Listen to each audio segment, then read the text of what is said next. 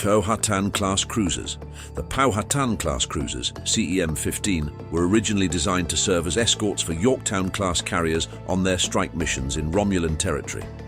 Since these Yorktown carriers carried only short-range area defense missiles, they were considered vulnerable to attack by smaller, more maneuverable, warp-capable cruisers. A Yorktown carrier's only sure means of defense was to use its superior speed to outrun attacking ships, but such a strategy might prevent it from arriving at the rendezvous point and recovering its Minotaur fighters. If, however, the carrier were accompanied by one or more smaller, heavily armed ships, all phases of the mission, penetration, launch, rendezvous, recovery and return, could be performed with a much lower risk of interference by enemy ships. Although a series of Crochet cruisers on station along the mission route might be used to protect the carrier by turns, such a strategy would clearly increase the cost and complexity of the mission, as well as the risk of detection.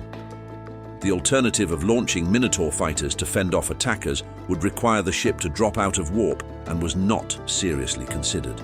Even before the launch of UES Crochet CCM-1 with the first production shipboard MAM reactor, SSWR-2B, engineers at Argyre Planitia had been hard at work developing a series of compact but more powerful reactors for use in even smaller ships.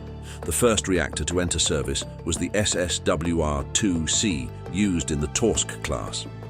Although significantly smaller and lighter than the SSWR-2B, it was also slightly less powerful. This slight performance deficit was considered acceptable for border patrol ships, which were expected to operate in a limited geographic area. However, escorts for carriers had to be capable of sustained operations at high speeds for months-long missions into enemy territory. The SSWR-2D reactor, introduced in January 2158, was perhaps the major reason for the success of the Powhatan class. Because this new reactor was approximately 50% smaller and lighter, but could provide higher peak output levels for longer periods of time, Powhatan could be considerably smaller than earlier cruisers, but have significantly improved performance. Powhatan's sleek lines were also strikingly different from those of earlier cruisers. Where Crochet had been fat and round, Powhatan was long and thin.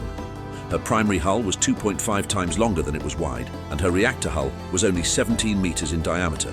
Although Powhatan had a single midline Super Rhino I-warp nacelle to decrease weight, considerable maneuverability was achieved without the drag effects of outboard nacelles by means of 3 Minimax 4 directional warp nacelles attached directly to the primary hull in a 120-degree configuration. Powhatan ships were extremely effective in their role of long-range escorts for Yorktown carriers. In fact, no Yorktown carriers, under their protection, were lost to enemy fighters or cruisers in the last 15 months of the war. The long range, high speeds, and heavy weaponry of the Powhatan class also made these ships useful in a wide range of other roles.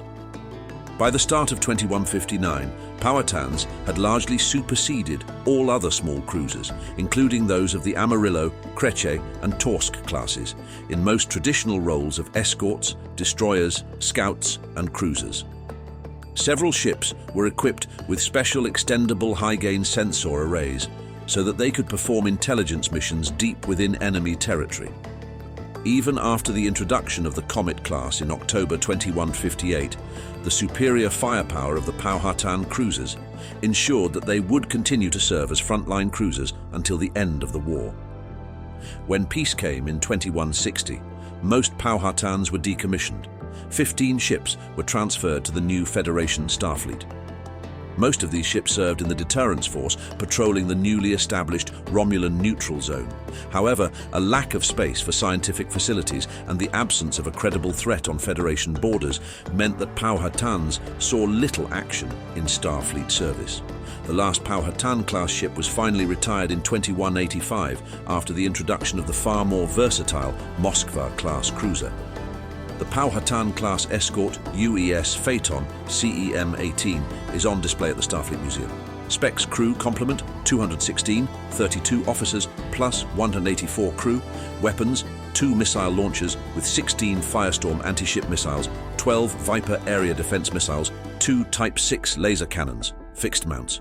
Embarked craft, 5 cargo personnel shuttlecraft, warp drive, SSWR-2D spherical cavity, MAM reactor, and 4N3C tokamak fusion reactor with 1 Super Rhino I nacelle and 3 Minimax 4 directional nacelles.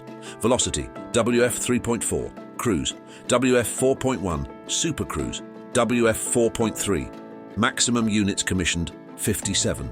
If you like this content, please like and subscribe. Please leave a comment telling me what you think about this video and share with friends. It will be appreciated. Thank you and have a nice day.